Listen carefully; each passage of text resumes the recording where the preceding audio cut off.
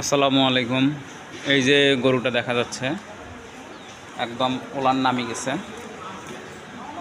এর হচ্ছে বাচ্চা হওয়ার সময় হয়ে গেছে, মানে 270 দিনের কাছাকাছি। তো এখন বিষয়টা হচ্ছে আমরা ওর এখন রেকটাল পালপেশন করব। পালপেশন করে কি দেখব? পালপেশন করে দেখব আসলে বাচ্চার পজিশন ঠিক আছে কি না। যদি বাচ্চার পজিশন ঠিক থাকে তাহলে আলহামদুলিল্লাহ এমনিতেই বাচ্চা হয়ে যাবে, আর যদি পজিশন ঠিক না থাকে সেই হিসেবে আমরা প্রিকিউশন নিব। প্রিকিউশন মানে হচ্ছে ব্যবস্থা নিব যেন পরবর্তীতে বাচ্চা হওয়ার সময় অন্য কোনো সমস্যা না হয়। মানে বাচ্চার পজিশনটা কি এটা এখন বোঝা যাবে।